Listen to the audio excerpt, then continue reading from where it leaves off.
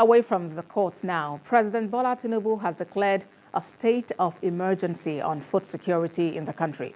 The president has also directed that all matters pertaining to food and water availability and affordability be included within the purview of the National Security Council. President Tinubu also says his administration will deploy some savings from the petrol subsidy removal into revamping the agricultural sector. TVC News State House correspondent Femi Akonde reports. President Bola Tinubu says his administration is worried about the clear and present danger to food security in the country. The recent policy of fuel subsidy removal has taken a toll on food prices and now threatens food security. President Bola Tinubu's declaration of a state of emergency on food security seeks to reverse the inflationary cost of food items and ensure affordability. The president has declared with immediate effect the following actions.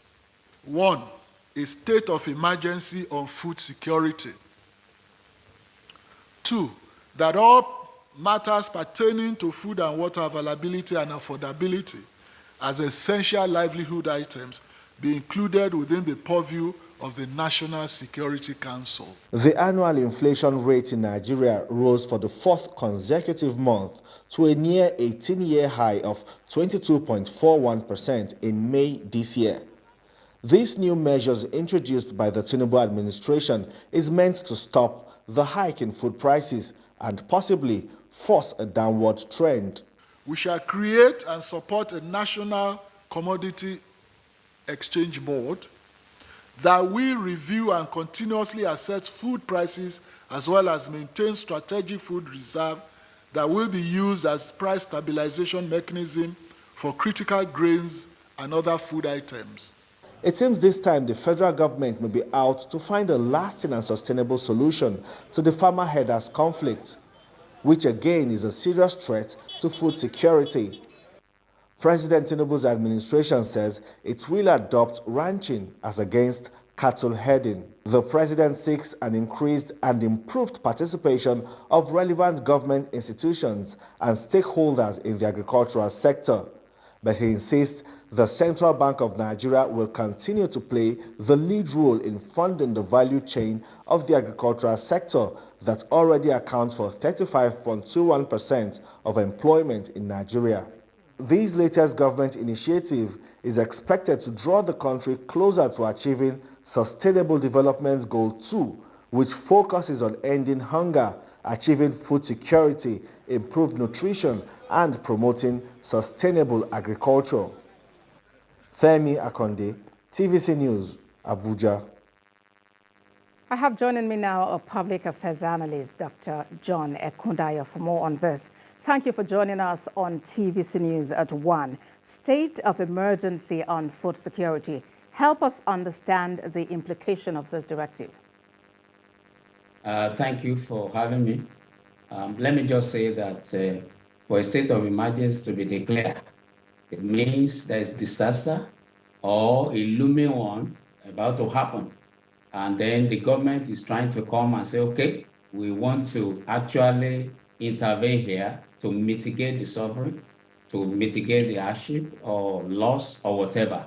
And for me, I would say it's an auspicious time, especially at the outset of this present administration, to just declare this emergency on food security, because prior to this time, as administration, and especially I would say the state government that has the ownership of lands have been lackadaisical in my own way, have been laid back when it comes to agribusiness.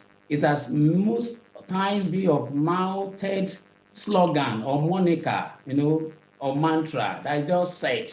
And at the end of the day, for me as a development analyst, when you look at the outcome after 1 year, 2 years of a state governor being there, you see, and part of the KPIs, the key performance indicator, is you go to the market after 2 years. Is the price of maize?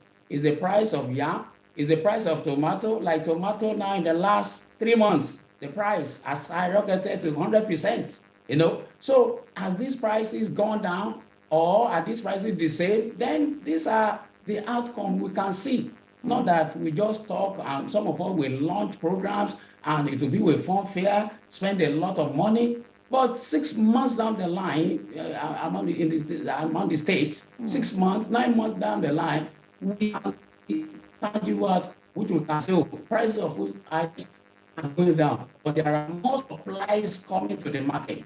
We cannot see this. So I would say it's an auspicious time All for right. Mr. President doing it.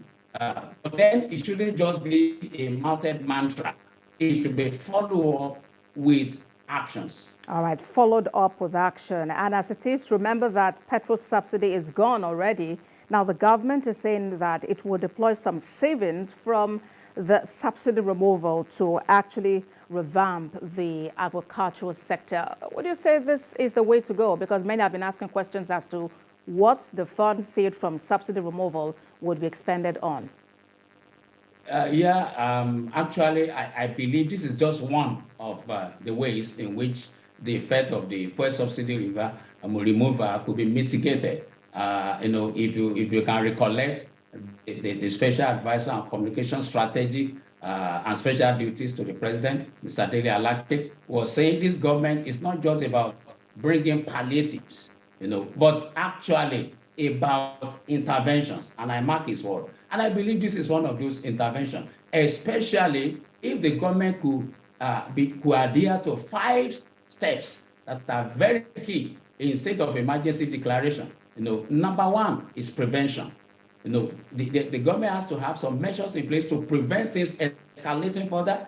Another thing is to mitigate, to reduce the seriousness of what is presently in the market right now. And good that the president is saying, oh, fertilizers, more will be released, more farm inputs will be released.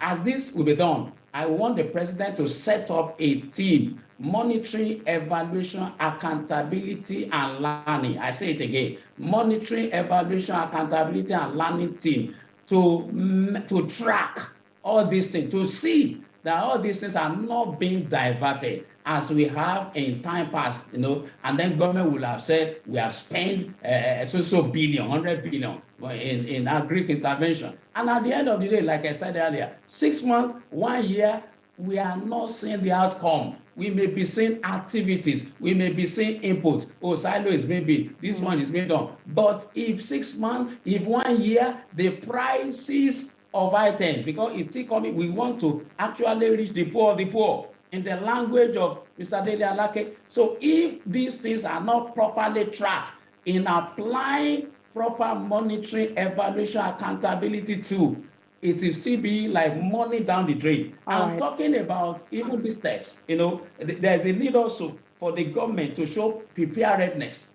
I heard Mr. Dele Alake say it's no more going to be seasonal farming anymore. Very good. So that we begin to have irrigation system coming in so that we farm all the year round. And with that also, there will be more and more responses, and then there can be recovery. If these 5 steps are followed and properly tracked, we were able to get outcome at the end of the day. And then for the state government, the federal government said we partner with them. All right, Very Dr. good Ekundaya. for every state government. I know you're really passionate about this, and I can feel it in the way you're expressing it. So you're of the view that this promise has to be matched with action, and there has to be a clear way of evaluating performance over time. Public affairs analyst and development analyst, Dr. John Ekundaya, thank you for talking to us on TVC News at 1. Thank you. Thank you for having me. Thank you.